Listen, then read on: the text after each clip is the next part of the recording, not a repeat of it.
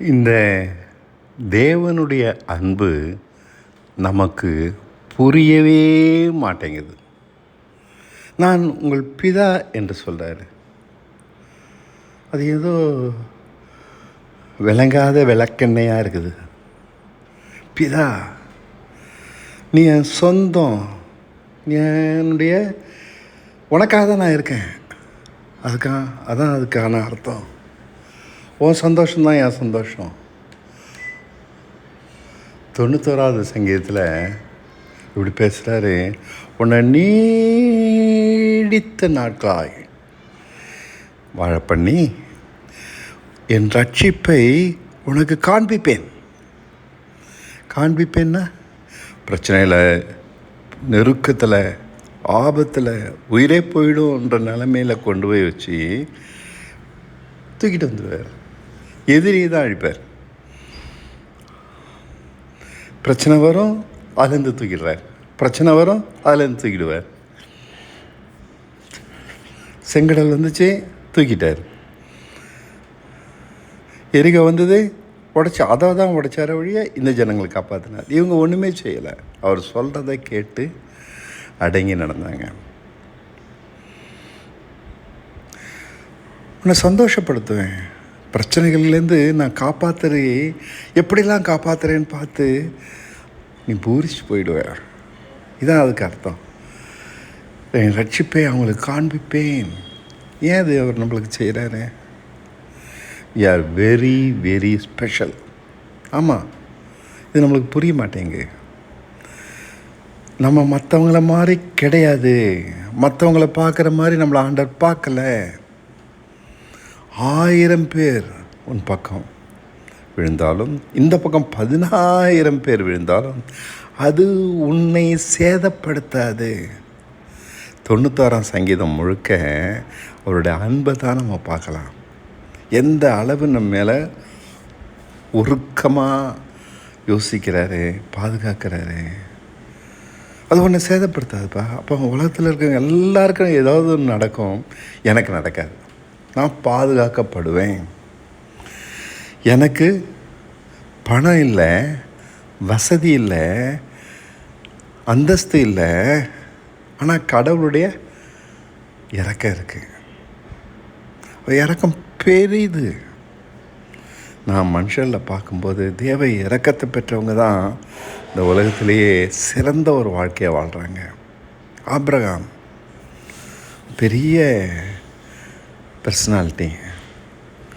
தாவீது, மோசே, யோசேப்பு, எஸ்தர், ரூத், இப்படி வெகு சிலர் தான் நான் சொல்ல முடியுது தேவனுடைய இரக்கத்தை பெற்றாங்க. அவன் என்னை நேசிக்கிறபடியால் அவனை உயர்ந்த அடைக்கலத்தில் வைப்பேன். நேசிக்கிறபடியால், என்னை சார்ந்து கொண்டு இருக்கபடியால், என்னை நம்பி நிற்கிறபடியால் அவனை தப்பு வைப்பேன். தப்பு வைப்பேன். ஏன் செய்கிறாரு? என்னை நீ நம்புகிறப்பா, என்னை அறிந்திருக்கிறப்பா, என்னை நீ நேசிக்கிறப்பா. நான் ஏன் அவருக்கு ஸ்பெஷல்? நீ என்னை நேசிக்கிற. நாம் நேசிக்கிறோமா? அது ஒரு சரியான கேள்வி தான், யோசிக்க வேண்டிய கேள்வி தான். அவருக்காக என்னத்தை எந்த அளவு நம்ம இழந்திருக்கிறோமோ அந்த அளவு தான் அவரை நேசிக்கிறோம். அவர்கிட்டருந்து எவ்வளோ பெற்றிருக்கோமோ அந்த அளவு நம்ம அவரை நேசிக்கலை. எல்லோருக்கும் தான் எல்லாமே தராரு. அவருக்காக இழக்கிறவங்க தான் ஜீவனையே கொடுக்குறவங்க. பணம், என் வாழ்க்கை, என் குடும்பம், என் பிள்ளை, என் சொத்து, என் கடன், என் வாழ்க்கை, என் பிரச்சனை, அதே சுமக்கிறோம். ஏன்னா வாழ்க்கையை நேசிக்கிறோம், இழக்க மாட்டேங்கிறோம். தேவன் பிரச்சனைக்கு தான் கொடுத்துருக்கிறாரு. அதை அணுகிற விதம் 2 விதம். அவரை நான் நேசிக்கிறேன், அவர் இந்த பிரச்சனையை கையாளட்டும்னு பிரச்சனையை பார்த்து பயப்படாது இருக்கிறவன் ஒரு பக்கம். இன்னொரு பக்கம் இந்த பிரச்சனையை தூக்கி மடியில் வச்சுக்கிட்டு அதை கட்டி பிடிச்சி அழுதுகிட்டே ஆண்டவரே என்னை பார்க்க மாட்டீங்களா? நீங்கள் கண்ணை திறக்க மாட்டீங்களா? இது இன்னொரு விதம். இவங்களால் வெளியில் வரவே முடியாது, தேவனை நேசிக்கவே முடியாது. தேவன் தான் ஏதாவது ஒரு உதவி செஞ்சு அற்புதம் செஞ்சு இவங்களை காப்பாற்றணும். எவ்வளோ தான் காப்பாற்றுவாங்க? இஸ்ரேல் ஜனங்களுக்கு வரக்கூடிய ஆபத்தை அவர் முன்னாடியே அறிஞ்சிருந்தார். கசப்பான தண்ணீர் தெரிஞ்சிருந்து அங்கே ஒரு மரத்தை வச்சுருந்தார். அந்த மரம் அதனுடைய கிளையை வெட்டி போட்டால் தண்ணி சரியாயிடும். எல்லா பிரச்சனைக்கும் பதில் தேவன்கிட்ட இருக்குது. நம்ம பிரச்சனையை பார்த்து முறுமுறுத்துக்கிட்டே இருக்கோம். கசப்பான தண்ணின்னு அவருக்கு தெரியாதா? இத்தனை ஜனங்களை வச்சுக்கிட்டு எப்படி இந்த இடத்துல நடத்துறது அவருக்கு புரியாதா? அவருக்கு யோசனை இல்லையா? நான் என்ன செய்யணும்? இவ்வளோ பிரச்சனை இருக்குது, சரி நான் என்ன செய்யணும்? ஆண்டவரே நான் என்ன செய்யணும்? இதுதான் மோசே கேட்டான். இப்படி கேட்குறவன் தான் லீடர். ஜனங்களுக்கு வழிகாட்ட முடியும். பிரச்சனையை பார்த்து புலம்பிக்கிட்டு ஜெபம் பண்ணிகிட்ருக்கோம். இல்லை, கடவுள்கிட்ட பதில் அவர் சொல்ல கேட்குறவன், அவர் பேச கவனிக்கிறவன். ஜனங்க 1000 பேசுவாங்க. நான் என்ன செய்யணும்? உம்மட்டேருந்து இந்த பிரச்சனைக்கு என்ன பதில்? நான் அவங்களுக்கு என் ரட்சிப்பை காண்பிப்பேன். அதுக்கு தான் அங்கே கொண்டாந்து வச்சுருக்காரு. நான் உன்னை எவ்வளோ தூரம் நேசிக்கிறேன்னு காண்பிக்கிறதுக்காக கொண்டாந்து வச்சுருக்காரு. காண்பிக்கிறதுக்காக செங்கடல் முன்னாடி நிப்பாட்டுறாரு. காண்பிக்கிறதுக்காக எரிகோ முன்னாடி நிப்பாட்டுறாரு. காண்பிக்கிறதுக்காக யோர்தான் முன்னாடி நிப்பாட்டுறாரு. காண்பிக்கிறாரு. அவர் சொல்ல கேட்க கேட்க மோசே தலைவனாக நிற்கிறான். விடுதலை ஜனங்களுக்கு தரான். அவனும் அவங்க கூட சேர்ந்துக்கிட்டு தலையில் கையை வச்சுக்கிட்டு யோசனை பண்ணிகிட்டு இல்லை. சுய புத்தியின்படி அவன் எதையுமே செய்யலை. அதை பார்த்து கற்றுக்கிட்ட யோசுவாவும் தலைவன் ஆயிடுறான். மோசே செய்தது போலவே அவனும் செய்கிறான். தேவனே நான் என்ன செய்யணும்? இந்த பிரச்சனைக்கு நான் என்ன செய்கிறது? அவர் சொல்கிறத செய்கிறான். எரிகோ கோட்டை விழுது, யோர்தான் பிளக்குது. இந்த ஜனங்களுக்கு வாக்குத்தத்த தேசத்தை சுதந்திரித்து கொடுக்குறான். அவர் நம்மளை நேசிக்கிறாருங்க. அவர் நம்மளை கைவிட மாட்டார், ஏமாற்றிட மாட்டார். பிரச்சனைகள் இல்லாத வாழ்க்கை கிடையாது. உலகத்தில் உங்களுக்கு உபத்திரம் உண்டு. நான் தேவனுடைய அன்பின் ஆழம், அகலம், நீளம், உயரம் இவைகளை நீங்கள் அறியணும்னு சொல்லி வாஞ்சிக்கிறேன். எப்படி அறிகிறது? பிரச்சனைகள் மத்தியில் தான், கஷ்டங்கள் மத்தியில் தான், ஆபத்துகள் மத்தியில் தான், போராட்டங்கள் மத்தியில் தான். நான் அநேக போராட்டங்களை சந்திச்சிருக்கேன்.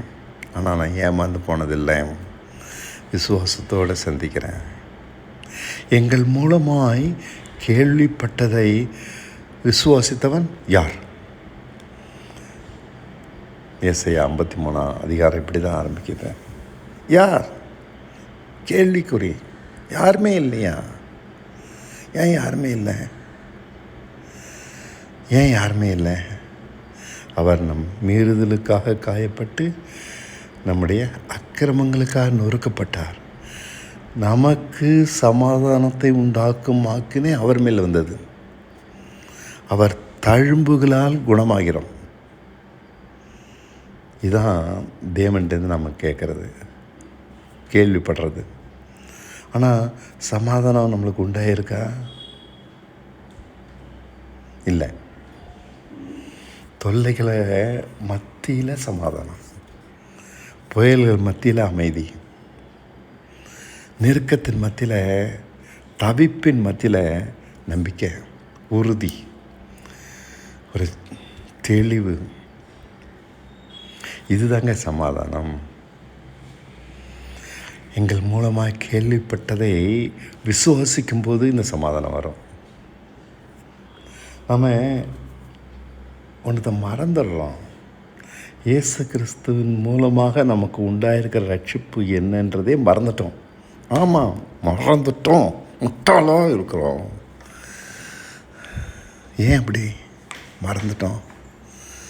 இயேசு கிறிஸ்துவின் ரத்தம் சகல பாவங்களையும் நீக்கி நம்மை சுத்திகரிக்கும்.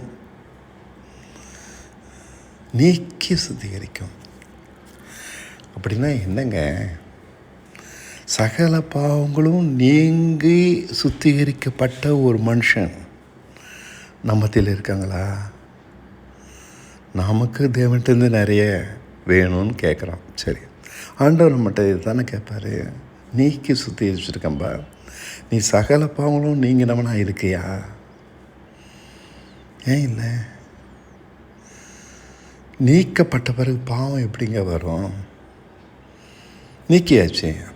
நீக்காமல் இன்னும் பாவம் இருக்குமானா நீங்களே இன்னும் பாவம் இருக்குது. அதான் நம்ம சொல்லிகிட்ருக்கோம்.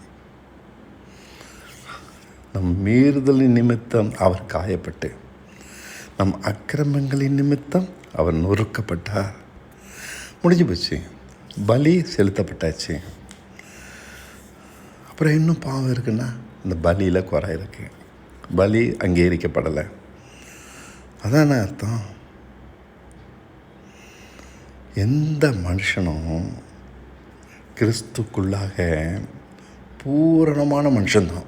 இயேசு கிறிஸ்துவின் ரத்தத்தால் கழுவப்பட்ட எந்த மனுஷனும், இந்த பலி எனக்காக செலுத்தப்பட்டதுன்னா பாவம் நிவர்த்தி செய்தாயிற்று. பாவம் நிவர்த்தி செய்யப்படுதல்னா வாங்க, இனி பாவத்துக்கு வாய்ப்பே இல்லை. இருள் மத்தியில் சூரியன் வந்துடுச்சுன்னா அங்கே இருளுக்கு வாய்ப்பே இல்லை. ஆனால் இதெல்லாம் நம்மளுக்கு ஏன் தெரியலன்னா, நம்ம நிறைய மத போதனைகளால் நிறைஞ்சிருக்கோம், மார்க்க வேதங்களால் நிறைஞ்சிருக்கோம், மூட நம்பிக்கையினால் நிறைஞ்சிருக்கோம். சரியாக சொல்லணும்னா மூட நம்பிக்கை. எங்கெல்லாம் தேவனை அறிவிக்கப்படுதோ அங்கே நிறைய மூட நம்பிக்கை உண்டாயிடுது, முளைச்சிடுது. தேவனை சுற்றிலும், சத்தியத்தை அறிகிற அறிவு சுற்றிலும் நிறைய மூட நம்பிக்கைகள் வளர்ந்துட்டதுனால சத்தியம் காணாமல் போயிடுச்சு. சபைகள் இயேசு கிறிஸ்து ரத்தம் சகல பாவங்களையும் நீக்கி சுத்திகரிக்குன்றதை போதிக்குது. அது இந்த வசனம் எல்லாருக்கும் தெரியும். ஆனால் நீக்கப்பட்டு சுத்தமானவன் இல்லை. ஆனால் நிறைய பேசுவாங்க, நிறைய ஜெபம் பண்ணுவாங்க, நிறைய படிப்பாங்க. ஏன் நான் சுத்தமாகலை? இந்த வசனத்துக்கு அர்த்தம் என்ன? சிந்திப்பார் இல்லை. இந்த வசனம் என்னையா சொல்லுது? எங்கள் மூலமாக கேள்விப்பட்டதை விசுவாசித்தவன் யார்? அவருடைய தழும்புகளாலே குணமாகிறோம். ஏன் எனக்கு குணமாகலை? ஏன் என் நாக்கு சுத்தமாகலை? ஏன் என் சிந்தனைகளில் காமகாரம் இருக்கு? ஏன் என் இருதயத்தில் பொருளாசை இன்னும் என்னை ஆட்டி படைக்குது? தெளிந்த புத்தி ஏன் இல்லை? தாறுமாறுகள் நிறைஞ்சிருக்கு. ஆனஸ்ட்டாக என்னால் என் இருதயத்தை, என் நாக்குக்கும் என் இதயத்துக்கு நடுவில் ஒரு ஹானஸ்டி இல்லை. நாக்கு ஒன்று சொல்லுது, என் இருதயம் ஒன்று பேசுது, நினைக்குது. நம்ம இன்னும் நம்மளை கிறிஸ்தவங்கன்னு சொல்லிட்டு வஞ்சித்து கொண்டு இருக்கிறோம். மூட நம்பிக்கை. வாரந்தோறும் சபைக்கு போவோம், வாரந்தோறும் ஜெபம் பண்ணுவோம், வாரந்தோறும் நான் ராத்திரி தோறும் என்னை பரிசுத்தமாக்கும் ஆண்டவரேன்னு கட்டாயமாக ஜெபம் பண்ணுவோம், பக்தியாக ஜெபம் பண்ணுவோம். ஏன் முட்டாளே, உன்னை ஆண்டவர் பரிசுத்தமாக்கியிருக்காருடா, உன்னை சுகமாக்கிட்டாரு, பாசகால பாவம் நீக்கப்பட்டாச்சே. இயேசு கிறிஸ்து எப்படி இருக்கிறாரோ அந்த மாதிரி தான் நீ இருக்க. பழுதொன்றும் இல்லாதவன், மாசொன்றும் இல்லாதவன், ஒரு போதும் கண்டிக்க முடியாதவன், குற்றமில்லாதவன் நீ, நான். இயேசு கிறிஸ்து ரத்தத்தால் கழுவப்பட்ட எவனும் அவரை போல நீதிமான், அவரை போல பரிசுத்தமானவன், அவரை போல மீட்பு முழுக்க முழுக்க சகல விதத்திலிருந்தும் மீட்பு, சகல கோணத்திலிருந்தும் மீட்பு, சகல குறைகளிலிருந்தும் மீட்பு, பழுதில்லாத ஒரு வாழ்க்கை. இதுதான் இயேசு கிறிஸ்து. எனக்குள்ளே இருக்கிற இயேசு கிறிஸ்து இப்படிப்பட்டவர், உனக்குள்ளே இருக்கிற இயேசு கிறிஸ்து இப்படிப்பட்டவர். பழுதில்லாதவர், மாசு இல்லாதவர். அவர்கள் அப்படின்னு சொன்னால் ஒத்துக்க முடியுது நம்மளால். ஆனால் அவர் என்ன அப்படி மாற்றிருக்கான்றதை விசுவாசிக்க முடியல, ஒத்துக்கொள்ள முடியலை. அதனால தான் வசனங்க சொல்லுது, எங்கள் மூலமாய் கேள்விப்பட்டதை விசுவாசித்தவன் யார்? யார்? யார்? யார்? ஒருத்தனும் இல்லை. நான் சுற்றி பார்க்குறேன், ஒருத்தனும் இல்லை. எல்லா இடமும் மண்டை ஓடுகளும் எலும்புகளும் சிதறுண்ட உடல் பாகங்களும் நாற்றம் பிடித்து போய் கிடக்குது. எங்கே பார்த்தாலும் கிறிஸ்தவம் மாய்மாலத்தினால நிறைஞ்சிருக்கு, மூட நம்பிக்கையினால் நிறைஞ்சிருக்கு, ஜபத்தினால நிறைஞ்சிருக்கு, வேத அறிவினால் நிறைஞ்சிருக்கு, காணிக்கையினால் நிறைஞ்சிருக்கு, ஊழியங்களால் நிறைஞ்சிருக்கு. ஜீவியமோ இல்லை, பரிசுத்தமோ இல்லை. அதுக்கான வழியும் யாருக்குன்னு தெரியலை. ஆனால் பிரசங்கம் மட்டும் பேசிகிட்ருக்கோம். சபை கூடி வரோம், பிரசங்கிக்கிறோம், சபை கூடி வரோம், காணிக்க வாங்குகிறோம், சபை கூடி வரோம், ஊழியம் செய்கிறோம். ஒரு மனுஷன் கூட பரிசுத்தமானவன் இல்லைங்க. நான் போய் சொல்லலை, உங்கள் மனசாட்சியை தொட்டு சொல்லுங்கள். உங்களால் பரிசுத்தமாக நடக்க முடியுதா? விசுவாசித்தவன் யார்? விசுவாசிக்காத வரைக்கும் இது கிடைக்காதுங்க, பரிசுத்தம் கிடைக்காது. அவரே தேவனால் நமக்கு ஞானமும் நீதியும் பரிசுத்தமும் மீட்பும் ஆனார். 1 கொரிந்தியர் 1 கடைசி வசனம்.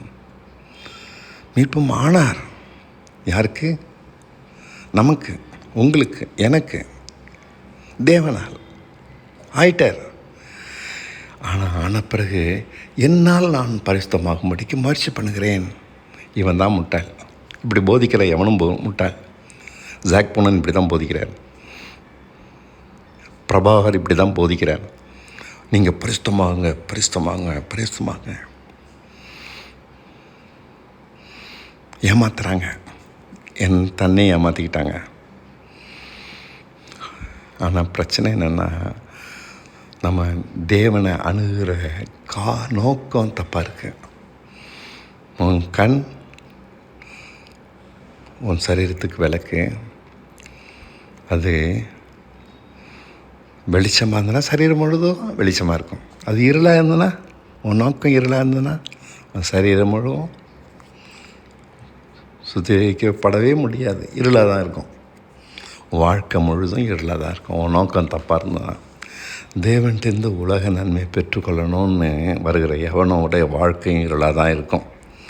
அவனுக்கு வேண்டிய வேலை கிடைக்கும், வேண்டிய வீடு கிடைக்கும், வேண்டிய பிரச்சனை நீங்கும், கடல்லேருந்து வெளியில் வருவான், நல்ல இடத்துல கல்யாணமாகும், வீடு, ஃபோனு, காரு, வசதி எல்லாம் கிடைக்கும்.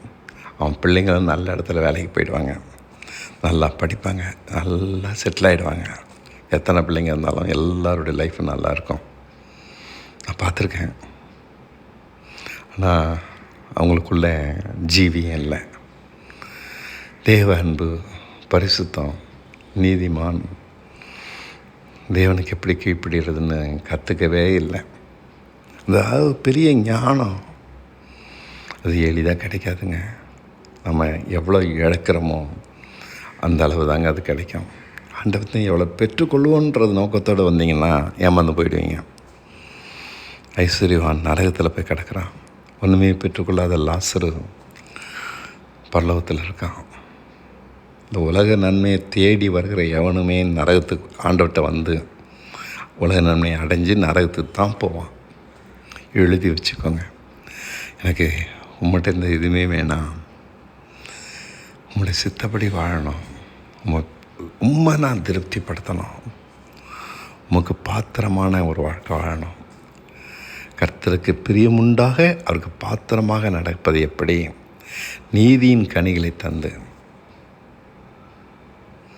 வாழ்வது இப்படி. அவனால தான் இதை கண்டுபிடிக்க முடியும். அது ஒரு பெரிய ஞானங்க. பவுல் எவ்வளோ முயற்சி பண்ணுறாரு. கொரிந்தியருக்கு எழுதுகிறாரு, ரோமருக்கு எழுதுகிறாரு, கலாத்தியருக்கு எழுதுகிறாரு, கண்டிக்கிறாரு, முட்டாள்களேன்னு சொல்லி, மூடர்களேன்னு சொல்கிறாரு. என்ன செய்ய, அவங்க சுயநீதியில் இறங்கிட்டாங்க. சுயநீதி கடவுள்கிட்ட வந்த பிறகு சுயநீதிக்கு போயிடுறாங்க. நாங்கள் கரெக்டாக இருப்போம், லோன் வாங்கினா ஒழுங்காக கடனை செலுத்திடுவோம், வேலை செய்கிற இடத்துல லஞ்சம் வாங்க மாட்டோம், நியாயத்துக்காக போராடுவோம். இயேசு நியாயத்துக்காக போராடவே இல்லை. போராடி இருந்தால் சிலுவை சுமந்திருக்க மாட்டார், ஏற்று நின்று இருப்பார். அவர் வாய் திறவாத ஆட்டுக்குட்டியாக இருந்தார். நியாயத்துக்கு அநியாயம் செய்கிறதுக்கு இடம் கொடுக்குறாரு. ஏன் நியாயத்தை நான் கேட்க மாட்டேன், ஏன் நியாயத்துக்காக போராட மாட்டேன், தேவன் காண்பிக்கிறபடி மட்டும்தான் போவேன். அதான் நீதி. நியாயம் வேறு, நீதி வேறு. அவர் நீதிமான், நியாயஸ்தன் கிடையாது. நியாயம் விட்டு கொடுக்கும், பணிஞ்சு போவோம், இழந்து போவோம். தன்னை நியாயப்படுத்தாது குற்றவாளியாக நிற்கும். சமுதாயம் முன்னாடி சவுக்கால் அடிக்கப்பட்டான், அவர் வாயை திறக்கலை. அவர்கிட்ட குற்றம் இல்லை, எல்லாருக்கும் தெரியும். ஆனால் அதை பேசுறதுக்கு யாரும் இல்லை. இதுதாங்க கிறிஸ்துவ பின்பற்றுறது. நீதிமான் இயேசு கிறிஸ்து எனக்குள்ள நீதிமான். தேவன் காண்பிக்கிறது மட்டும் செய்வேன். என் சுய புத்தியின்படி எதையுமே செய்ய மாட்டேன். அப்போதாங்க தேவனுடைய அன்பு கிடைக்கும். என்னை நேசிக்கிறேன் பார். நான் ஏற்கனவே சொன்னல, 10,000 பேரிலும் 1000 பேரிலும் சிறந்தவன். அவர்களுக்கு நடக்கிறது உனக்கு நடக்காது. நீ என்னை நேசிக்கிறதுனால உயர்ந்த அடைக்கலத்தில் வைப்பேன். நீ என்னை நம்பி இருக்கிறதுனால உன்னை தப்பு வைப்பேன். என் ரட்சிப்பை உனக்கு காண்பிப்பேன். சர்வ வல்லவருடைய அடைக்கலம். தேவனுடைய அன்பை நம்ம அவர் விரும்புகிற பரிசுத்தையும் அவர் விரும்புகிற நீதியும் அவர் கற்றுக்கிட்டால் தாங்க அது அடைய முடியும், புரிஞ்சுக்கிட முடியும். தேவன் அன்பாக இருக்கிறான்னு நம்ம சபை எல்லோரும் சொல்ல முயற்சிக்கிறாங்க. அவங்களாலே சொல்ல முடியலை, அவங்களுக்கு தெரியலை. காரணம், இது இழந்து நாம் அவர் எனக்காக ஜீவனை கொடுத்தது போல் நானும் என் வாழ்க்கையில் முக்கியமானது எல்லாவற்றையும் இழந்து தாங்க இந்த அன்பை கண்டுபிடிக்க முடியும். தேவன் என்னை நேசிக்கிறார், நான் அவரை திருப்திப்படுத்துகிறேன். அவர் என்னை திருப்திப்படுத்திட்டார். அவர் என்னை ரட்சிப்பினால் என்னை திருப்திப்படுத்துகிறார், தப்பிச்சிட்டே இருக்கிறார். ஆபிரகாமுடைய வாழ்க்கை அப்படி தான், தாவீதோட வாழ்க்கை அப்படி தான், மோசேயோடைய வாழ்க்கை, யோசுவாவுடைய வாழ்க்கை இப்படி தான். அவங்கவுங்களுக்கு நியமிச்சதை செய்கிறதுக்காக இந்த உலகத்தில் வந்தாங்க. தேவன்கிட்டேருந்து எதையும் பெற்றுக்கொள்கிறதுக்காக வரல. மோசே ஒன்றையும் தனக்குன்னு பெற்றுக்கொள்ளலை. அவராக கொடுத்தாரு தாவீதுக்கு ராஜ்யப்பட்டம். யாக்கோபு ஒன்றும் பெற்றுக்கொள்ளலை. காண்பிச்ச தேசத்தில் காண்பிச்ச இடத்துல வாழ்ந்தான். ஈசாக்கு ஒன்றும் பெற்றுக்கொள்ளலை. ஆபிரகாமுக்கு வாக்குத்தத்தம் கொடுத்தாரு வழியே அவனும் ஒன்றும் பெற்றுக்கொள்ளலை. வெறுங்கையோடு வந்தாங்க, வெறுங்கையோடையே போயிட்டாங்க. ஆமாம் ஆமாம், ஏமாந்து போல அவங்க. கடவுள் என்னை ஆசீர்வதிச்சிருக்கான்னு தொப்பை தடவிட்டு இருக்கோமே, முட்டாளுங்க, ஏமாந்து போயிடுவீங்க. இவங்களெல்லாம் யாராவது சொன்னாங்கன்னாக்கா விட்டு விலகுங்க. உலக நன்மையை காண்பித்து அது ஆசீர்வாதம் சொல்கிற எவனும் பொய்யணும், ஏமாத்துக்காரன், உங்களை வஞ்சிக்கிறான். இது மூட நம்பிக்கை மட்டும் இல்லை, வஞ்சனை. நான் எதுக்காக தேவன்கிட்ட வந்திருக்கேனோ அவரை திருப்திப்படுத்த, அவரை நேசிக்க. அப்போ தாங்க அவருடைய அன்பு எனக்கு கிடைக்கும். அப்போ தாங்க அவருக்காக இழக்க முடியும். நாசமோசமோ, வறுமையோ, பட்டினியோ, நிர்வாணமோ, நிகழ்காரியமோ, வருங்காரியமோ, இவைகள் எதுனாலும் நாங்கள் சேதப்பட மாட்டோம். இவைகள் எல்லாவற்றையும் எங்களிடத்தில் அன்பு கூறுகிற தேவனாலே மேற்கொள்ளுகிறவர்களாக இருக்கிறோம்.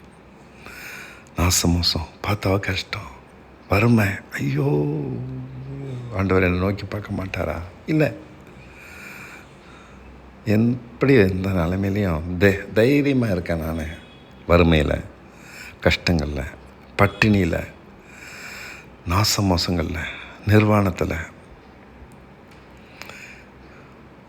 உண்மையாக தேவனை நேசித்தாக்க எத்தனையும் உங்களுக்கு கிடைக்கும்.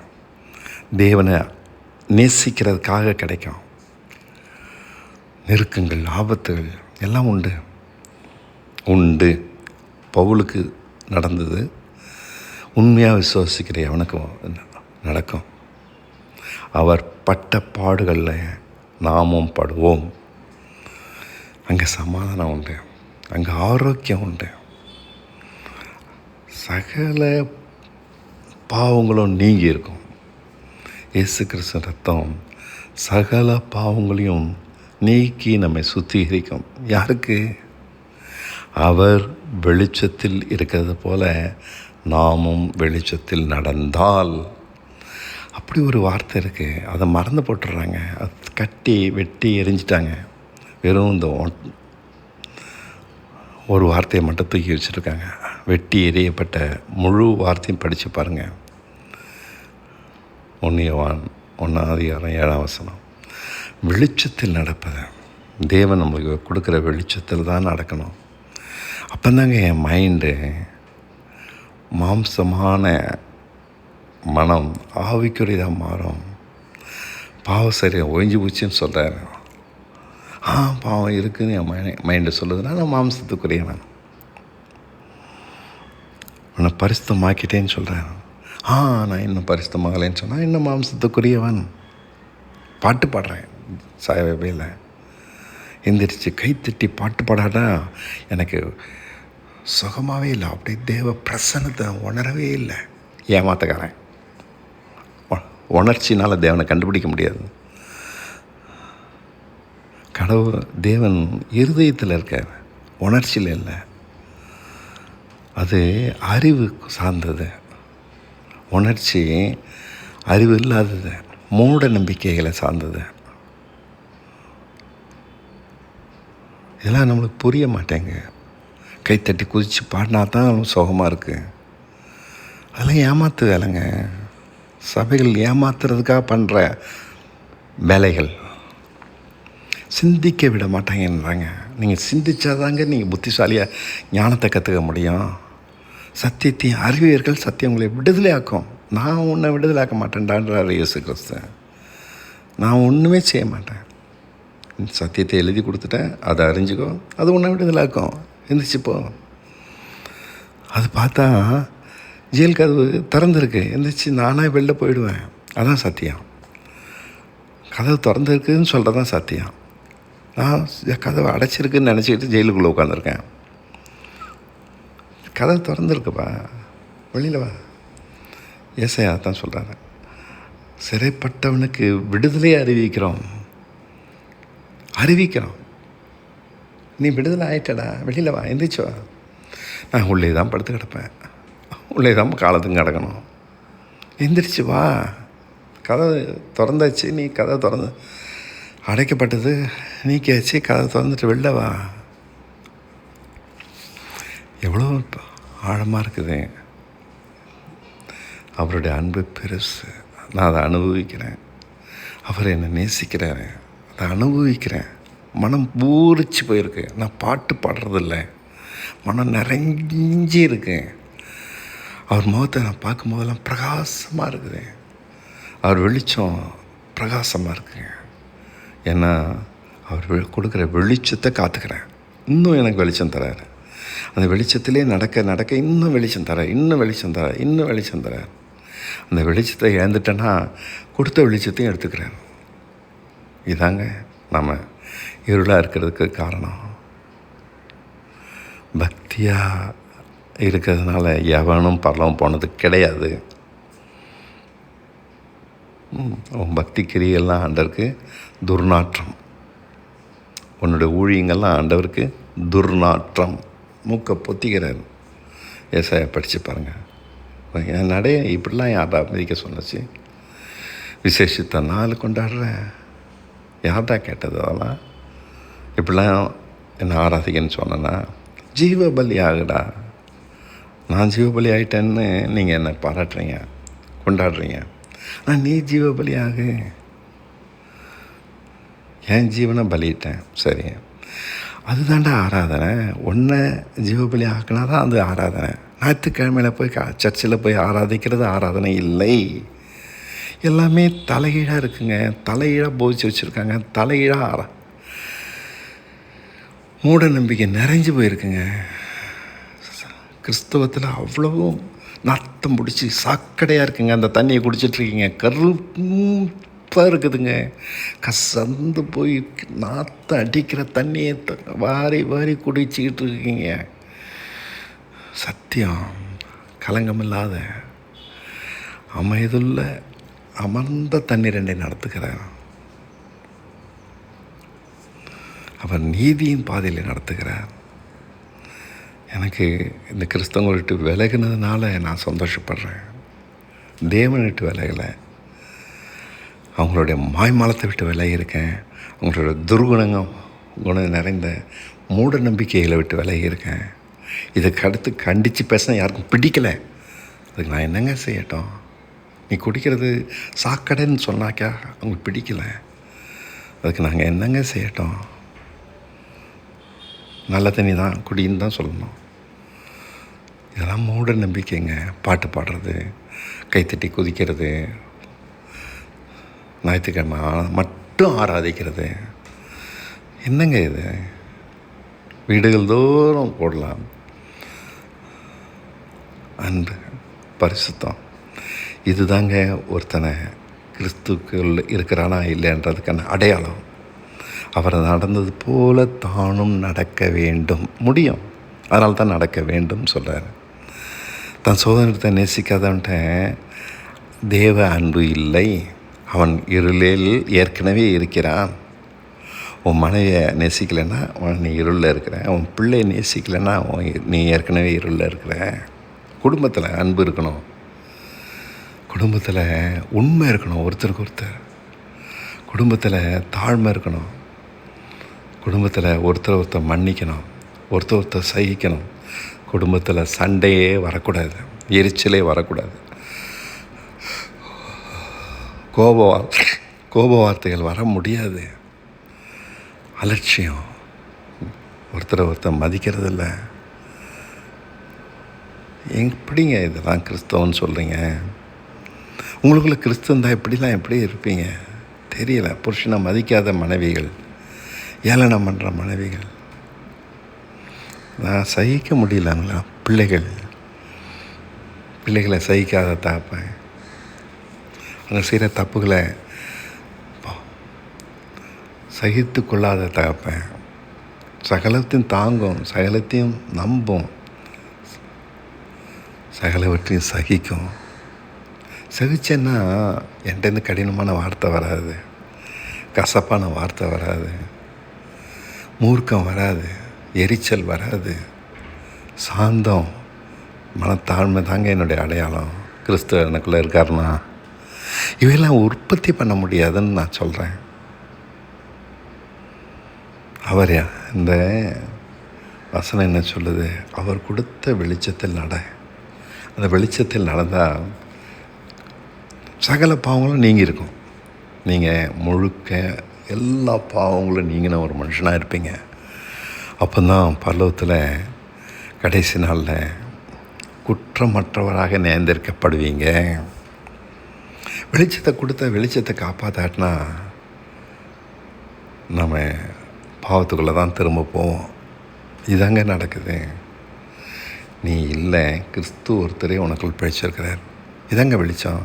இது ஒரு வார்த்தை போதும் உங்களை முழுக்க பரிசுத்தமாக காக்க. அவருக்கு ஒப்பான பரிசுத்தம், அவருக்கு ஒப்பான ஞானம், அவருக்கு ஒப்பான நீதி. அவர் என்ன சொன்னாலும் நான் கீழ்ப்படுகிறேன். அவர் என்னோட விளையாடுறாரு என் வாழ்க்கையில். காசே இல்லாமல் போய் வீடு வாங்கினார். காசு கொடுங்கன்னு போய் கேட்டேன், தராரு. ஒரு வீடு வாங்கிட்டேன்.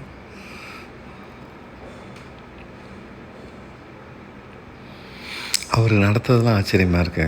அவர் சொல்கிற என்கிட்ட பேசுறதெல்லாம் வெளியில் சொல்கிறதுக்கு பயமாகவும் இருக்கு. அவர் விளையாட்டுத்தனமான தேவன். நம்மளை சுமந்து போகிற தகப்பன் கொஞ்சி கொஞ்சி நம்மளை குஷிப்படுத்தி, நம்மளை சிரிக்க வச்சு, ஆனந்தப்படுத்தி அவர் ரட்சிப்பை நம்மளுக்கு காண்பிக்கிற தேவன். நான் அப்படி தான் அவரை அனுபவிக்கிறேன். அவர் சொல்கிறதெல்லாம் பார்த்தா தலை வெடிச்சிடுற மாதிரி இருக்குது, புரிய மாட்டேங்குது. நான் அவர் அடங்கியிருக்கேன். அவர் சொல்கிற என் சுய சித்தம் செய்யாமல் அவருக்கு அடங்கியிருந்தோன்னா அவர் நம்ம நீதிமானாக ஆக்கிடுவார். இயேசு கிறிஸ்து ஒரு மனுஷனை அவனுக்கு ஞானத்தை கொடுத்து நீதிமானாக்கி பரிசுத்தப்படுத்தி முழுக்க மீட்பை அவனுக்குள்ள உண்டாக்குவார். இதுதான் அவருடைய வேலை. இதை புரிஞ்சுக்கோங்க.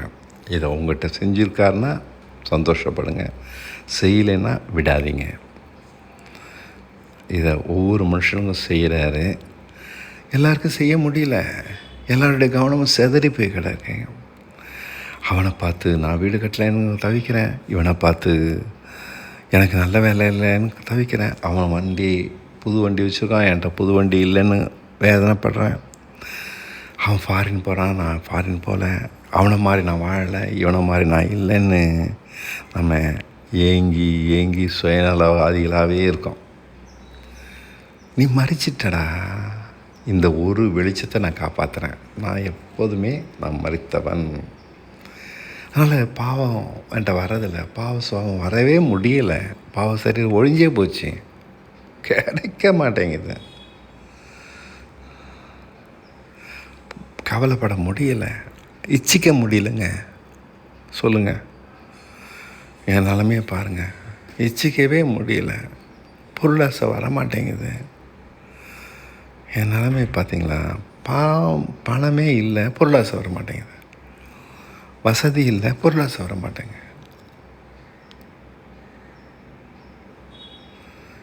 சகிச்சுட்டு போக முடியுது, எவ்வளோ கஷ்டங்களையும் ஏற்றுக்க முடியுது, பொறுமையாக இருக்க முடியுது, சந்தோஷமாக இருக்க, மன நிறைவாக இருக்க முடியுது, சந்தோஷமாக இருக்க முடியுது. மன நிறைவு நமக்கு சமாதானத்தை ஆக்கினே அவர் மேலே வந்தது. அவர் காயத்தினாலே, அவர் தாழ்வுகளினாலே குணமாகிறோம். நான் குணமாகியிருக்கேன். ஆரோக்கியமான ஒரு வாழ்க்கை எனக்கு கிடச்சிருக்கேன். நானாக ஒன்றுமே செய்யலை. அவர் கொடுக்குற வெளிச்சத்தை காப்பாற்றுறேன். இன்னும் வெளிச்சம் தராரு, அதை காப்பாற்றுறேன். இன்னும் வெளிச்சம் தராரு, காப்பாற்றுறேன்.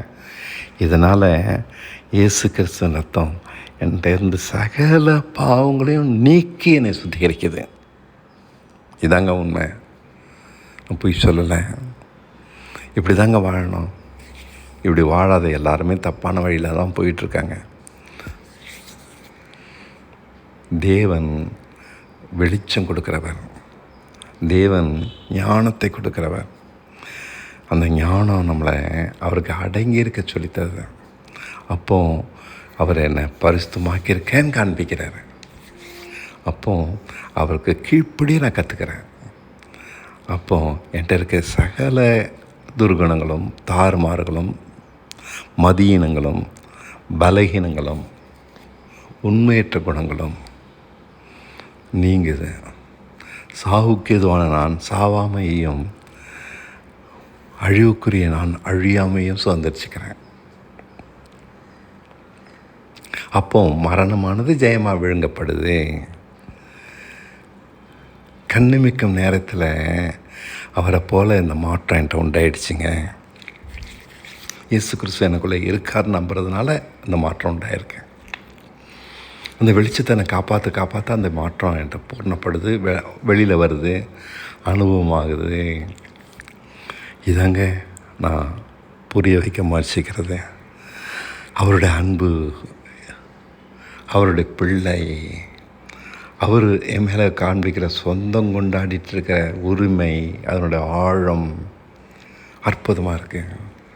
அதனுடைய அகலம், நீளம், உயரம் அற்புதமாக இருக்குது. அது ஞானமாக இருக்குது, அது பரிசுத்தமாக இருக்குது, அது கீழ்ப்பிடிதலாக இருக்குது, பூரணமான மீட்பாக இருக்குது. இதை யாரும் என்கிட்ட பிடுங்கிக் கொள்ள முடியலை. ஏன்னா அவர் கொடுத்த வெளிச்சத்தில் நடக்கிறேன். என் சரீரம் முழுக்க வெளிச்சமாக இருக்கு. என் கண், என் நோக்கம் சரியாக இருக்குது. ஆண்டவரே, பிரியப்படுத்த வந்திருக்கேன். உம்முடைய வார்த்தையை நம்புகிறேன். ஆரோக்கியமான ஒரு வாழ்க்கையை அது எனக்குள்ளே உண்டாக்குது. நான் எதுவுமே செய்கிறதில்ல, வசனத்தை நம்பி நடக்கிறேன். அது எனக்குள்ளே உண்டாகிற மாற்றங்கள் பெருசு, பிரம்மாண்டம், ஆழமானது, அகலமானது, உயரமானது, எட்டா உயரமானது, நீளமானது, பரலோகம் வரைக்கும் நீளுது. மாம்சத்தை முழுக்க காணாமல் போயிடுது. பயம், பிரச்சனைகள் நிறைய இருந்தாலும் பயம் இல்லை. கவலைப்பட தெரிய மாட்டேங்குதுங்க. இது எப்படிப்பட்ட ஒரு வாழ்க்கை யோசிச்சு பாருங்கள். புரியுதா உங்களுக்கு? எனக்கு புரியுது. அனுபவிச்சுட்டு பேசுகிறேன். கவலைப்பட தெரிய மாட்டேங்க. மன நிறைவான ஒரு வாழ்க்கை. காசுனால் வரல, நல்ல வசதினால் வரல.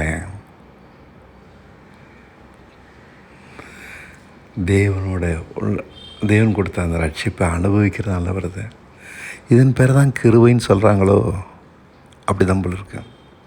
அது என்னை சகல நீதிக்குள்ளாக நடத்தி நித்திய ஜீவனுக்குள்ளாக கொண்டு போயிடும். நான் அதை மட்டும்தான் செய்கிறேன். ஆண்டவரே செய்யுங்க. சகல குற்றங்களும் அது நீக்கட்டும் ஆண்டவரே, நீக்கட்டும். நான் ஆண்டர்கிட்ட எந்த டிமாண்டும் வாங்கிக்கிறதில்ல, எதையும் கேட்குறதில்ல. இதை தாங்க எதையுமே கேட்குறதில்ல, விட்டு கொடுத்துட்டேன். இளைப்பாறுதல், பிரச்சனைகள் மத்தியில் இளைப்பாறுதல்,